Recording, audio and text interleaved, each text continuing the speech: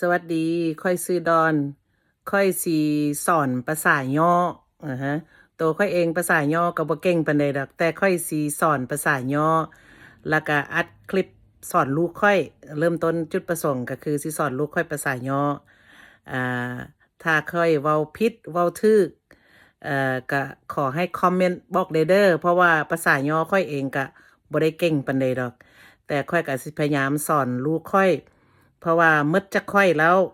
ค่อยคิดว่าลูกค่อยก็คงสิเว้าภาษาที่ค่อยเว้าอยู่บ่เป็นค่อยบ่อยากให้ลูกค่อยลืมค่อยก็เลยสิเริ่มต้นสอนภาษาย่อลูกค่อยจากคลิปนี้แล้วก็สิให้เพิ่นเบิ่งจากนี้ไปถ้าเกิดค่อยเว้าผิดเว้าถูกคันผู้ใดเว้าเป็นหรือว่าฟังภาษาย่อเป็นก็ช่วยค่อยแก้ไขแด้โอเคค่อยสิสอนลูกค่อยเป็น5 ประโยคเริ่มต้น5 ประโยคประโยคที่แล้วก็คือสบายดีบ่เป็นภาษาอังกฤษก็หมายความว่า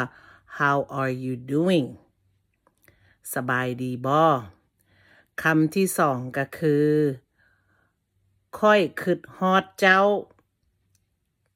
ค่อยคิดฮอดเจ้าแปลเป็นภาษาอังกฤษก็แปลว่า I miss you คำที่สามก็คือกินข้าวและบ่แม่นบ่กินข้าวและบ่ Have you eaten yet กินข้าวและบ่แล้วบ่แม่นแนะกินข้าวแล้วบ่ Have you eaten yet คำที่สี่ก็คือคำว่าบ่เป็นหยังบ่เป็นหยัง It's okay หรือว่า no problem คำว่าบ่เป็นหยังคำที่ห้าก็คือค่อยเป็นคนย่อค่อยเป็นคนย่อ I am ย่อขอจบเพียงแค่นี้ถ้าเกิดค่อยเว้าผิดหรือว่าเว้าบ่ถูกแล้วก็ทำนองบ่คล้ายเคียงก็ขอคอมเมนต์มาแล้วก็ให้คำแนะนำแด่